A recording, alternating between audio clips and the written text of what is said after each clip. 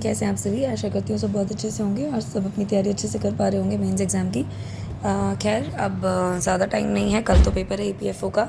ठीक है, तो अब जो भी बच्चे जिनका भी अनफॉर्चुनेटली नहीं हो पाया यूपीपीसीएस एग्ज़ाम में मेंस के लिए, और यूपीएससी में भी नहीं हो पाया मेंस के लिए, उनको मैंने ये सजेशन दिया था कि ईपीएफओ का एग्ज़ाम दें। तो काफ़ी पॉजिटिव मेल्स आई मुझे कि मैम आपकी कही हुई बात पे अमल करते हुए हम पेपर देने जा रहे हैं। तो आई एम ग्लैड कि कहीं ना कहीं मेरी बातों का असर पड़ रहा है इन अ पॉजिटिव वे, एंड आप लोगों का माइंडसेट थोड़ा थोड़ा अब बाहर आ रहा है कि आप लोग फालतू में अवसाद में ना गिरें, डिप्रेशन में ना जाएं, और टाइमली अब ज़्यादा टाइम नहीं है कि दुख में ही व्यतीत करना है। तुरंत के तुरंत अब आगे जो भी एग्ज़ाम्स आ रहे हैं अपकमिंग, तो उस पर फोकस करना है। तो आई एम ग्लैड कि you people have listen to my advice and you people are going to give exam tomorrow. I am very happy and I wish you all the very best for that. So before going for tomorrow's exam, I am here in front of all of you to share last minute tidbits. You can call as last minute tips or the tricks, or what you call as the best sort of advice from my side to all of you in order to excel in tomorrow's exam. ठीक है, तो क्योंकि मैं तो ये paper देने नहीं जा रही हूँ, ठीक है, क्योंकि मेरा मेंस में हो चुका है selection with Lord's grace and family's blessings and all of your best wishes. तो ये समझ लीजिए कि चलो एक कॉम्पिटिटर तो हटाना आप लोगों का, ठीक है, जोक्स अपार्ट, बट मैं बता रही हूँ इसी तरीके से बहुत बच्चे हटे होंगे। ठीक है, तो ये मान के चलिए कि आप लोगों के पास गोल्डन चांस है, जैसे मैंने आपको प्रीवियस वीडियो में बताया था। तो आप लोगों को सिलेक्शन हर हालत में लेना है। ठीक है, कभी भी इस बात की कंप्लेंट नहीं करनी चाहिए कि सीट्स क्या हैं क्या नहीं है, जो है हमें उसी में से एक्सेल करना है। किसी ना किसी दिन कहते हैं ना कि कोई ना कोई एक एक महारथी तो बनता ही है कि नहीं। उन्हीं सीट्स में से तो सिलेक्शन लेने वाले भी तो हैं, है ना। तो हमें भी वही अर्जुन बनना है, वही तीर अर्जुन की तरह हमें मछली की आंख पे मारना है। ठीक है, तो चलिए बिना किसी देरी के ईपीएफओ एग्ज़ाम के लास्ट मिनट के टिडबिट्स हम शुरू करते हैं। ठीक है, तो इसमें सबसे पहले तो मैंने ये मेंशन किया है, अगर आप देख पा रहे होंगे, I will use the highlighter ताकि आपको दिखे थोड़ा अच्छे से। इसमें मैंने लिखा है स्टे फोकस्ड, आपको फोकस्ड रहना है। ये वाला हाईलाइटर नहीं चल रहा है ना थोड़ा अच्छे से, नियॉन कलर ले लेती हूँ, wait, this will do the good. Okay, right, stay focused, मैंने ये चीज़ लिखी है। फोकस्ड इसलिए रहना है क्योंकि होता क्या है कि दिमाग जो है ना बावचंची हो जाता है। मेरी मम्मी कहती हैं इसको, हम लोग के पूर्वांचल साइड में बोलते हैं बावचंची होना। बावचंची होना means you are not able to concentrate your mind on one particular thing. Okay, और पेपर टाइम पे एंग्जाइटी बहुत ज़्यादा होती है। So many things are there ना which actually play a lot number of important roles in order to distract our mind। क्या होता है कि हमें ये लगता है अरे पेपर आ गया, अच्छा मेरी पेन, अगर हम पेपर अटेम्प्ट करने चलें पेन नहीं चल रहा है, अरे ये क्या हो गया, बगल में देख रहे हैं कि बच्चा आराम से करते जा रहा है, पंखा नहीं चल रहा है, ये नहीं हो रहा। 100 तरीके की चीज़ें होती हैं, हो पाएगा नहीं हो पाएगा, क्योंकि अभी जस्ट एग्ज़ाम का फेलियर कई बच्चों को मिला है प्री का, तो वो भी चीज़ दिमाग में रहती हैं, है ना। तो भी हमें डिस्ट्रैक्ट नहीं होने देना अपने दिमाग को, हमें फोकस्ड रहना है। ठीक है, शांत दिमाग से बैठिएगा पेपर देने के लिए। मेंटेन योर काम एंड कंपोजर, मैंने क्लियरली लिखा है, आपको अपना काम एंड कंपोजर मेंटेन करके रखना है, बिल्कुल भी हड़बड़ाना नहीं है। ठीक है, लिखा है मैंने। हिंदी मीडियम वाले बच्चे बोलते हैं मैम आप हमारे लिए नहीं लिखती, देखिए मैंने हिंदी में भी लिखा है। ठीक है, हड़बड़ाना नहीं है, बहुत ही अच्छे से शांत दिमाग से पेपर आपको देना है। ठीक है, बिल्कुल भी कोई भी चीज़ अपने दिमाग में आने नहीं देनी है उस टाइम पे। कोई भी प्रॉब्लम घर में भी चाहे 100 दिक्कतें हों, कुछ भी हुआ हो, 100 तरीके की चीज़ें, कोई किसी ने कुछ बोला हो, हाल फिलहाल में आपका किसी से झगड़ा भी हुआ हो, कोई चीज़ आपके दिमाग को इम्पैक्ट नहीं होने देनी है। You have to stay focused throughout your paper. ये नहीं है कि स्टार्टिंग में फोकस बना लिया, बाद में बिगड़ गया तो पेपर भी बिगड़ जाएगा। 2 घंटे आपको तसल्ली से बैठना है, तसल्ली से पेपर को करना है, और वो तभी हो पाएगा जब आप अपने दिमाग को एकदम से सुकून या शांति, जिसको कहते हैं ना, प्रोवाइड करवा पाएंगे। वो प्रोवाइड कैसे होगी, घर से निकलने से पहले मेडिटेशन करके जाइएगा। ठीक है, make sure that you are going to meditate for at least 10 to 15 minutes. आधा घंटा कर सकते हैं तो बहुत बड़ी बात होगी, ठीक है ना, बट 10 से 15 मिनट आप शांति से मेडिटेशन कर लीजिएगा। कुछ ना हो पाए तो अनुलोम विलोम कर लीजिए, कपालभाति कर लीजिए। इससे मैं पर्सनली बता रही हूँ, मुझे बहुत बेनिफिट मिलता है। ये दिमाग को बहुत अच्छे से शांत रखता है, एकाग्र करता है। त्राटक कर लीजिएगा, जिनकी भी आई साइट वीक रहती हैं थोड़ा, वो भी आइज़ को फोकस रखने में मदद करती है, पेन नहीं होता है पेपर में। ठीक है, तो फोकस रहना है आपको। और ये एक चीज़ आपको पता होगी, पेपर दे ही रहे हैं जिन बच्चों ने दोनों पेपर देना है, कि जो मॉर्निंग शिफ्ट में है वो ईओ एओ का पेपर है, और इवनिंग शिफ्ट में आपका एपीएफसी का पेपर है, राइट। तो ये भी आपको देख के चलना है कि एक ही दिन में 2 पेपर हैं, तो इससे कोई हड़बड़ाना नहीं है कि एक ही दिन में 2 पेपर हैं, अरे कैसे होगा क्या होगा, क्योंकि यूपीएससी यूपीपीसीएस सब पेपर्स में हम लोगों की हैबिट बनी गई है भाई, सुबह GS1 देते हैं, इवनिंग में GS2 देते हैं, तो यही मान लेंगे कि EO क्या है, GS1 है, APFC GS2 है, तो ऐसा हम अपना अपना माइंडसेट लेके चल लेंगे, है ना। तो हमें बस इस तरीके से अपने आप को, दिमाग को एक लेवल पे रखना है, बिल्कुल भी हिलने नहीं देना है, ठीक है। मॉर्निंग शिफ्ट में EO करने के बाद आप देंगे APFC का पेपर, कब, इवनिंग शिफ्ट में, राइट। देन उसके बाद बात आती है आपको कि आपको क्या क्या चीज़ें ध्यान में रखनी है। कई जो होते हैं कि जो लोग होते हैं ना, कई लोग कि अपना इतना हड़बड़ाते हैं कि वो अपना एडमिट कार्ड वगैरह भी मतलब भूल जाते हैं, खुद सेंटर पे पहुंच जाते हैं, एडमिट कार्ड भूल जाते हैं, तो ये चीज़ आपको नहीं वो करनी है। आज रात में ही आप अपना बैग सेट कर लीजिए, उसमें एडमिट कार्ड रख लीजिए, या कईयों की आदत होती है कि पूजा करते हैं वो पेपर में जाने से पहले, जैसे मैं करती हूँ, तो वो भगवान जी को आशीर्वाद लेते हैं, तो तब रख लीजिएगा, बट भूलिएगा मत, ठीक है। निकलने से पहले एक इम्पॉर्टेंट चेक होता है ये, that you have kept your admit card safely in your bag, your pens, whatever you are going to take, okay. ये पता होगा आपको कि कौन सी इंक की पेन लेके जानी है, या वो भी नहीं पता है ठीक है, नहीं पता है, मैं बताऊंगी नहीं, खुद जाके पढ़िए, ठीक है। इतनी तो कॉमन सेंस होना चाहिए, इतना तो पता होना चाहिए, पेपर देने जा रहे हैं तो पेन क्या है, क्या कैसी लेके जानी है। कई बच्चे पूछते हैं, मतलब मैं ये नहीं कह रही कि मैं उन पर हंस रही हूँ, मैं बता रही हूँ कि हड़बड़ाहट में आपको नहीं जाना है पेपर देने। मैं इसलिए बोल रही हूँ, प्लीज़ मेरी बात का बुरा मत मानिएगा, मैं इसलिए बोल रही हूँ ताकि आप एक बार मेरी नसीहत को मान के, जैसे आप लोग मानते आ रहे हैं, आप एडमिट कार्ड को एक बार दोबारा पढ़ेंगे, उसमें इंस्ट्रक्शंस क्या दिए हैं उसको दोबारा पढ़ेंगे तो अच्छा होगा, है ना, ठीक है। इसलिए मैंने बोला है कि आप खुद से देखिए कि पेन कौन सी लेके जानी है, और जेल पेन अलाउड नहीं है, पहले ही बता रही हूँ, ठीक है ना, क्योंकि OMR शीट में तो पता ही है जेल पेन हमेशा स्मज करती हैं, राइट, ठीक है, तो वो नहीं लेके जाना है। वाटर बॉटल आपको लेके जानी है, आपको प्यास लगती है प्लीज़ लेके जाइए, क्योंकि बहुत से सेंटर्स में मैंने देखा है अरेंजमेंट्स कुछ अच्छे नहीं होते पानी के, ठीक है। तो water bottle should always be a transparent one, coloured bottle या ट्रांसलूसेंट जो भी बॉटल्स होती हैं, थर्मस वगैरह आपकी अलाउड नहीं है। ID proof, make it sure that you are going to take along with you minimum 1 and maximum 2, ठीक है। एक तो ले ही जाना है, बिना एक के तो आपको घुसना ही नहीं देंगे, मैक्सिमम 2 या 2 से 3 आप ले जा सकते हैं। जो वर्किंग प्रोफेशनल्स हैं वो आधार अपना लेके जाएं, उसके साथ अपना गवर्नमेंट वर्किंग ID कार्ड अपना ले जा सकते हैं, ठीक है। देन मोस्ट इंपॉर्टेंट पॉइंट जो है, कैलकुलेटर आपका अलाउड नहीं है, ये चीज़ UPSC ने एडमिट कार्ड जब उन्होंने मेल पे इंटीमेशन दिया था उसमें भी लिखा था, calculator is not allowed, so all the calculations which you are suppose to be doing in the examination are to be done by your self only in paper and pen mode, ठीक है। Calculator का इस्तेमाल नहीं है, तो आपकी calculation उतनी fast होनी चाहिए। मैंने आपको बताया था कि क्यों कैलकुलेटर आपका ज़रूरत पड़ती है पेपर में, और वो क्यों अलाउड नहीं है, क्योंकि फाइनेंस के क्वेश्चंस आएंगे, अकाउंटिंग प्रिंसिपल्स में फाइनेंस के क्वेश्चंस थे, फॉर्मूलाज मैंने आपको बताए थे। अगर आपने वो वीडियो नहीं देखी है तो प्लीज़ जाके देखिए, वीडियो सेक्शन में आप जाएंगे तो उसमें आपको लेटेस्ट की जो 2 वीडियोज़ हैं वो EPFO एग्ज़ाम के ऊपर ही हैं, क्या पढ़ना है लास्ट मिनट मूवमेंट पे, क्या रिवीजन करना है, क्या नहीं, कौन से टॉपिक्स करने हैं अकाउंटिंग प्रिंसिपल्स के, कौन से फॉर्मूलेस करने हैं, वो आप देखेंगे, आपको सेकंड लास्ट वीडियो वही मिलेगी, सेकंड लास्ट नहीं, थर्ड लास्ट, शायद third last video, second last में तो मैंने बताया था कि क्यों गोल्डन अपॉर्चुनिटी है, राइट, ठीक है। तो आप ज़रूर देखिएगा, आई एम डेड श्योर कि अगर आपने अभी तक नहीं देखा, अगर आप उसको देखेंगे तो आपकी काफ़ी हेल्प हो जाएगी कल के पेपर के लिए, ठीक है। देन उसके बाद आपको आज अच्छे से नींद पूरी करनी है अपनी, ठीक है। Take proper sleep, proper sleep का मतलब है कि प्रॉपर नींद, ठीक है, 4 से 5 घंटे की आप सोइए, मोर देन इनफ है, लेकिन ऐसा भी नहीं है कि ज़्यादा ही सो लें कि दिमाग एकदम हैंगओवर में हो जाए, ठीक है, ऐसा भी नहीं करना है ना। 8 से 9 घंटे नहीं सो के चले जाइएगा। मैं अपना पर्सनल एक्सपीरियंस बता रही हूँ, खैर सबका अपना ऊपर होता है, बट माना जाता है हेल्दी स्लीप 4 से 5 घंटे ठीक रहती है। 6 से 7 घंटे बोलते हैं रोज़ाना सोने के लिए, बट पेपर से पहले बाकी का तो पता नहीं, मेरे लिए तो मतलब 4 to 5 hours is okay, 6 to 7 hours आप देख लीजिए, अगर आपको लगता है आप सो पाते हैं, ठीक है, बट ज़्यादा मत सोइएगा कि हैंगओवर हो जाए दिमाग में, इसीलिए बोल रही हूँ, क्योंकि पेपर पूरे दिन है और कईयों के सेंटर काफ़ी दूर भी पड़े हैं, तो आपको देखना होगा, आप लोगों ने होटल्स वगैरह में अकोमोडेशन लिया होगा तो वो भी दिक्कत आएगी, नई जगह पर दूसरी जगह में सोने में भी दिक्कत होती है, एडजस्ट करना बहुत मुश्किल हो जाता है, ठीक है, इसलिए मैं बोल रही हूँ, okay, don't take my advice in other way around, मैं जो बोल रही हूँ वो मैं आपके भले के लिए ही बोल रही हूँ, ठीक है।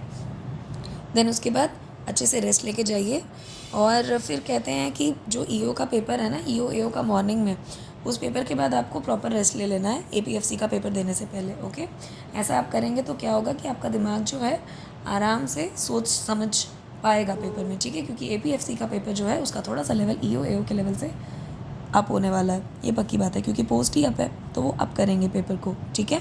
तो आपको उस हिसाब से अपने दिमाग को एडजस्ट करके चलना है, ठीक है। बिल्कुल भी हड़बड़ाना नहीं है, आराम से आके रेस्ट लेना है, ज़्यादा सोचना नहीं है ईओ का पेपर कैसा गया। और ये मैं बार बार बोलती आई हूँ अपना वीडियोस, जब भी मैंने पीसीएस का भी पेपर दिया था, जीएस 1 पेपर देने के बाद, क्योंकि काफ़ी बच्चों का हुआ था भाई उस टाइम पे, वो पेपर भी वैसा ही था, मेरा खुद मूड ऑफ हुआ था, लेकिन मैंने ऑफ होने नहीं दिया, क्योंकि सीसैट का पेपर था, तुरंत ही ऑफ होने देती तो सीसैट पे इफेक्ट पड़ता, और ये होता ही है, साइकोलॉजिकली चीज़ें इंटरलिंक्ड होती हैं, ठीक है। तो ईओ पेपर देने के बाद जैसा भी जाए अच्छा जाए, मैं तो यही मना रही हूँ भगवान जी की दया से आप सभी का पेपर बहुत बढ़िया जाए, कि आप खुशी खुशी एपीएफसी में जाएं। इन केस अनफॉर्चुनेटली 1% चांस, क्योंकि जैसा मैंने हमेशा कहा है कि मैं चीज़ों को दार्शनिक तरीके से देखती हूँ, ठीक है। तो हर चीज़ के दो पहलू होते हैं, हर सिक्के के दो पहलू होते हैं, तो अच्छा होने के भी चांसेस हैं, बुरा होने के भी हैं। तो अगर बुरा भी जाता है तो भी आपको हिम्मत नहीं हारनी, और एपीएफसी के लिए जुट के एकदम बढ़िया माइंडसेट से जाके पेपर में बैठना है और पेपर देना है, ठीक है। और पेपर जो सबसे बड़ी इंपॉर्टेंट बात होती है, जैसे हम कहते हैं कि रोज़ सुबह आपको एक स्माइल के साथ उठना चाहिए, एक पॉजिटिविटी अपने अंदर लानी चाहिए, वही हाल पेपर का भी है। पेपर को आपको हमेशा एक पॉजिटिव एटीट्यूड के साथ स्टार्ट करना है, ठीक है। किसी भी हाल में आपको माइंडसेट ये रखना है कि ये पेपर मैं बहुत बढ़िया से दूंगा, बहुत बढ़िया से मेरे प्रभु जी मेरा साथ देंगे, और कोई डरने वाली बात नहीं होगी। मैं जब 2 घंटे बाद ये पेपर दे के निकलूँगा तो मुझे बहुत खुशी होगी कि मैंने पेपर जो है बहुत अच्छे से अटैम्प्ट किया। ऐसा पॉजिटिव एटीट्यूड आप बनाएंगे तो डेफिनेटली आपका पेपर अच्छा जाएगा, ठीक है। और कभी भी पेपर में, ये मेरी एक हम्बल एडवाइस है, एक जगह आप स्ट्रक मत होइए पेपर में, कहीं पे भी रुकना नहीं है। ये रुकने का क्या मतलब है, मैंने यहाँ पे मेंशन किया है, don't take any questions on your ego. Ego पे कोई क्वेश्चन आपको लेके नहीं चलना है, ठीक है। ईगो का मतलब क्या है, एक क्वेश्चन हम करने लगे, हमें लगा कि ये तो बहुत ईजी है, लेकिन हम उसमें फंस गए, तब फिर हमारी ईगो पे वो बात लग जाती है, ठीक है। अरे यार ये तो इतना आसान क्वेश्चन है, मुझसे कैसे नहीं हो रहा ये निकल क्यों नहीं रहा, मैं इसी को करूँगा, कैसे होगा कैसे नहीं, मैं करके छोड़ूंगा। ऐसी भी क्या बात हो गई कि ये क्वेश्चन होगा नहीं मुझसे, ऐसी भी क्या बात होगी कि ये क्वेश्चन होगा नहीं, ऐसे भी होता है। तो ये सब चीज़ें अपने दिमाग पे लानी ही नहीं है। ईगो नाम की कोई चीज़ होती ही नहीं, कहीं पे भी नहीं होती। रिश्तों में भी ईगो की कोई जगह नहीं होनी चाहिए, आपकी अपनी ज़िंदगी में भी कोई ईगो की जगह नहीं होनी चाहिए, क्योंकि ईगो सब काम बर्बाद ही करती है। ईगो कभी भी कोई काम जो है आपको ढंग से करने नहीं देती। Okay, understood my point. तो अगर आपको लग रहा है वो क्वेश्चन पे आपका टाइम लग गया है ऑलरेडी, 1 मिनट अगर आपका बर्बाद हो गया, तो आप उससे ज़्यादा टाइम उस पर नहीं देंगे, क्योंकि ये आपकी मूर्खता होगी। आप एक क्वेश्चन के पीछे अपना पूरा पेपर बिगाड़ लेंगे, जो कि सही नहीं है। क्योंकि ऑब्वियस सी बात है, अगर उस क्वेश्चन पे आपने 2 से 3 मिनट अपने बर्बाद कर लिए, 4 मिनट लगा दिए, सोच लीजिए, तो वो 4 मिनट तो 2 घंटे में से कम हो गए, जो आप किसी आते हुए क्वेश्चन पे लगाते तो वो क्वेश्चन निकल जाता, राइट।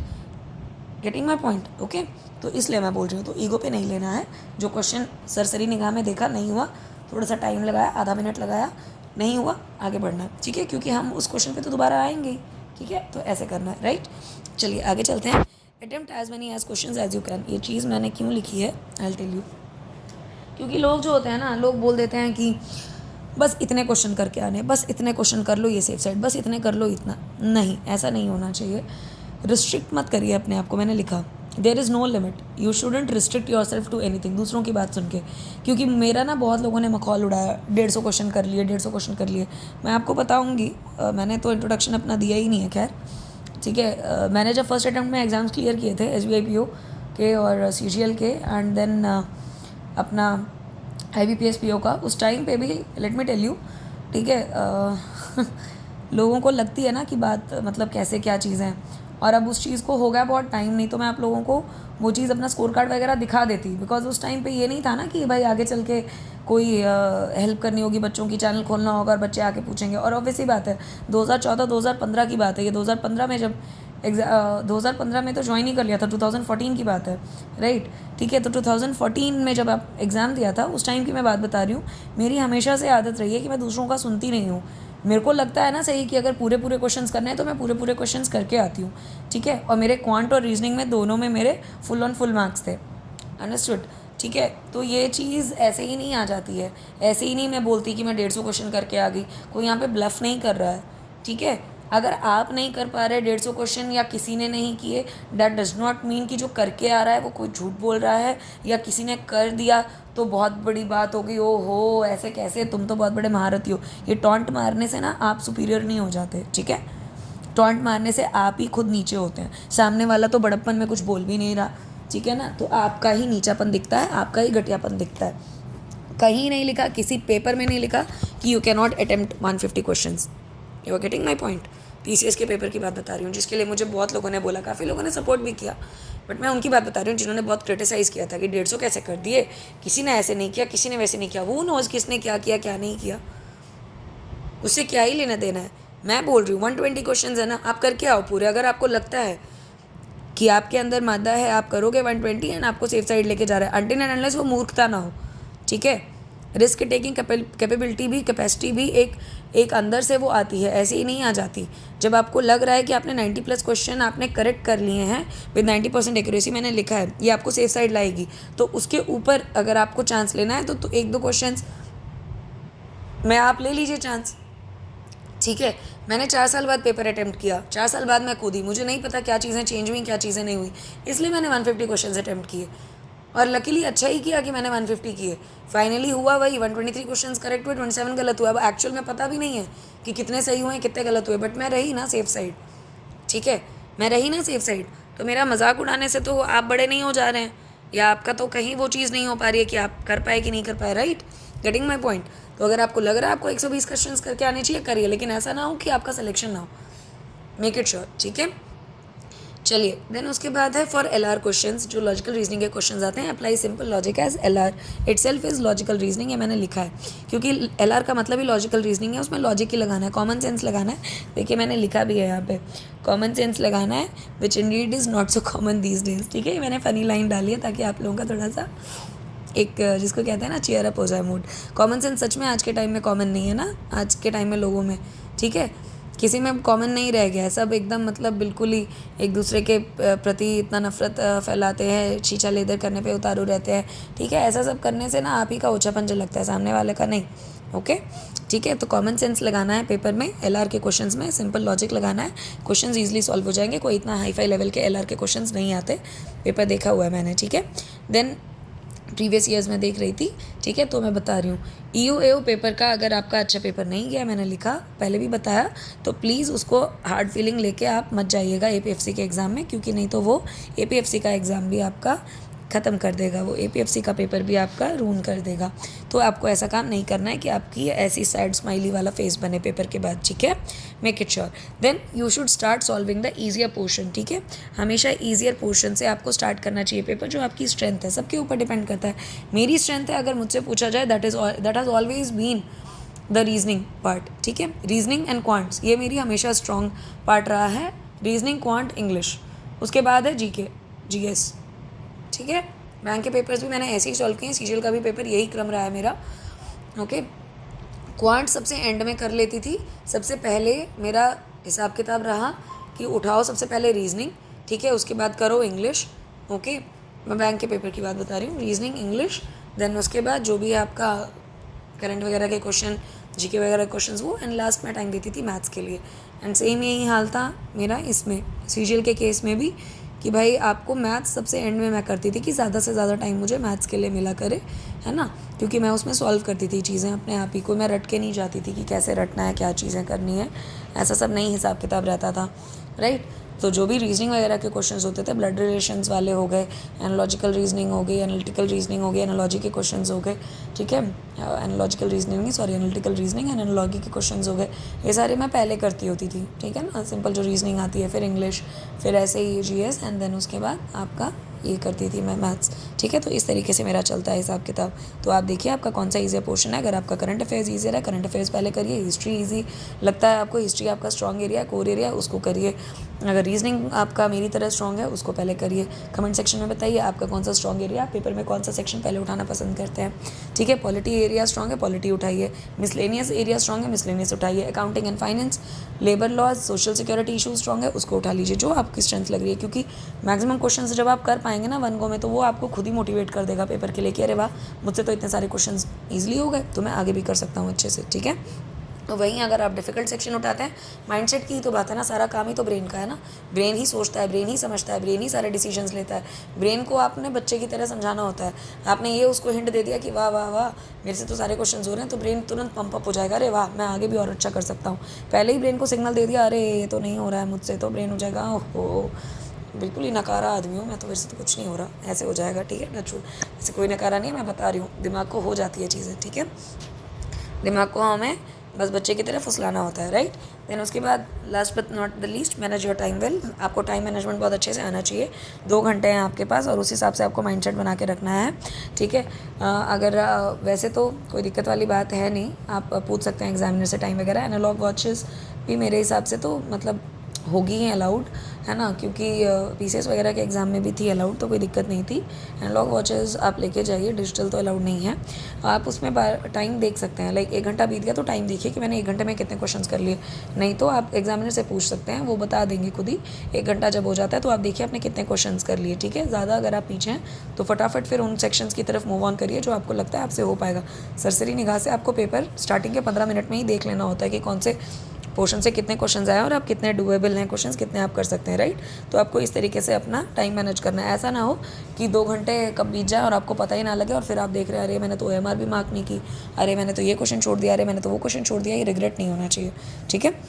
रिग्रेट वाली स्थिति ना आए, वो चीज़ आपको देखनी है। आपको टाइम अपना बहुत अच्छे से मैनेज करना है, राइट। देन उसके बाद आती है सबसे इंपॉर्टेंट चीज़, वो है हैव फेथ इन योरसेल्फ। अपने अंदर भरोसा होना चाहिए कि आपसे बेहतर कोई है ही नहीं, आपसे बेहतर कोई कर सकता ही नहीं।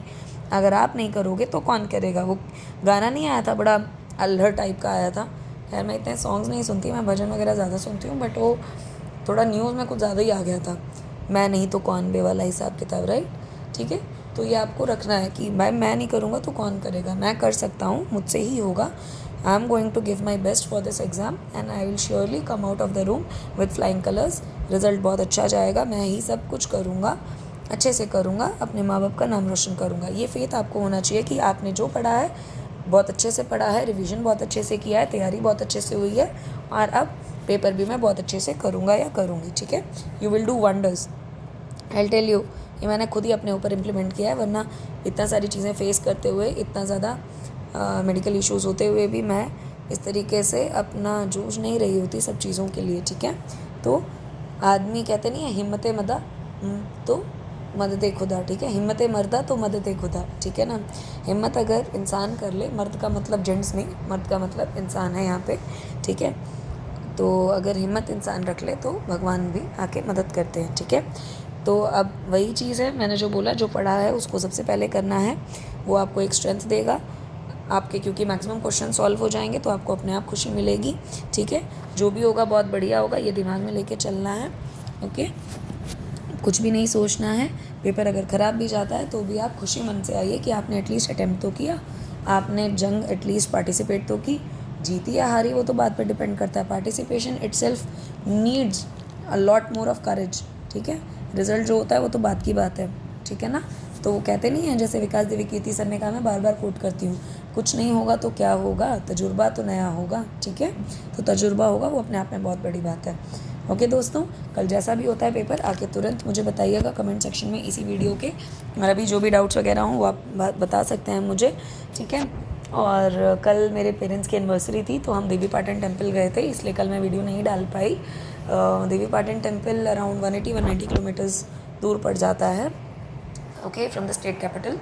देन उसके बाद दादाजी के इधर भी जाना था मुझे, और सो दिन भर वहीं रहा, माता रानी का आशीर्वाद भी लेना था क्योंकि रिज़ल्ट इतना अच्छा सा रहा और मेरे दादाजी की तबीयत भी ठीक हो गई। मेरे पेरेंट्स की एनिवर्सरी भी थी, परसों मेरी वर्क एनिवर्सरी भी थी, तो बहुत सारी चीज़ें थी, ठीक है। तो इसका शुक्रिया अदा करने माता रानी को, उनके आशीर्वाद जो उन्होंने हमारे ऊपर बना के रखा हुआ है उसके लिए थैंक यू बोलने के लिए हम गए थे। तो वो मैं अलग से मैं सोच रही थी कि आप लोगों के साथ वो एक्सपीरियंस शेयर करूं। मैंने टेलीग्राम चैनल में डाला था माता रानी के मंदिर की फ़ोटो कि आप लोग भी ब्लेसिंग्स ले सकें माता रानी से, और आप सभी ने मेरे को मेरे पेरेंट्स की एनिवर्सरी पे विश भी किया, उसके लिए दिल से बहुत बहुत शुक्रिया आप लोगों का। मुझे बहुत अच्छा लगता है कि आप लोगों से मैं जुड़ी हुई हूँ, आप लोग इतना मुझे प्यार और सपोर्ट देते हैं, उसके लिए दिल से बहुत बहुत शुक्रिया। अगर आप मेरे चैनल पर नए हैं तो प्लीज़ आप मेरे चैनल को सब्सक्राइब करिए, एंड अगर आपने अभी तक टेलीग्राम चैनल नहीं ज्वाइन किया है तो एम सिविल सर्विसेज ये चैनल का नाम है, आप सर्च करेंगे टेलीग्राम में मिल जाएगा। DPAE यूट्यूब वाले चैनल की लगी हुई है, सेम आपको दिख जाएगी एम सिविल सर्विसेज लिखा हुआ with my photo over there, ठीक है। नहीं भी अगर आप सर्च कर पा रहे हैं तो मैंने लिंक जो है इस वीडियो के डिस्क्रिप्शन बॉक्स में दे रखा है, आपको वहाँ से मिल जाएगा, राइट। तो अपने दोस्तों को भी ये शेयर करिए, वो EPFO का पेपर दे रहे हैं तो उनको भी बोलिए वो जुड़ें। और भी जो आपके दोस्त हैं जो PCS की तैयारी कर रहे हैं, RO एग्ज़ाम वगैरह की और UPPCS की, तो वो भी प्लीज़ उनको बोलिए वो भी मेरे साथ जुड़ें, ठीक है। एंड मुझे अच्छा लगेगा कि मैं आप लोगों की ज़्यादा से ज़्यादा मदद कर पाऊँ, ठीक है दोस्तों। चलिए विदा लेती हूँ आप लोगों से। Good night, take very good care of yourself. अच्छे से सोइए, खाइए, गुड न्यूट्रिशियस डाइट लीजिए, ज़्यादा मत खाइएगा, चावल वावल अवॉइड करिएगा रात में, वो नींद लाता है। आराम से रोटी सब्ज़ी दाल खाइए, कुछ जूस या शेक। जूस वैसे लोग कहते हैं शाम में पीना नहीं चाहिए, बट मैं तो पी लेती हूँ क्योंकि वो रिफ़्रेशिंग रहता है, राइट। और अभी गर्मी भी है तो कोई दिक्कत नहीं है। शेक्स एंड स्मूदीज़ पी सकते हैं। अपने पेरेंट्स के साथ टाइम बिताइए, ठीक है, उनसे बातें करिए, वो आपका एक अपने आप में स्ट्रेस बस्टर रहेगा, ठीक है दोस्तों। कल मैं चाहती हूँ सब आप लोग खुशी खुशी ऐसे हैप्पी मूड में आएँ और इस वीडियो के कमेंट सेक्शन में लिखें कि आपका पेपर कैसा गया। वीडियो को लाइक करिए और शेयर करिए। Thank you so much for loving me and supporting me like this. Please do keep loving me and supporting me like this always. Bye bye दोस्तों, good night, take care, all the very best for your tomorrow's exam. Bye bye.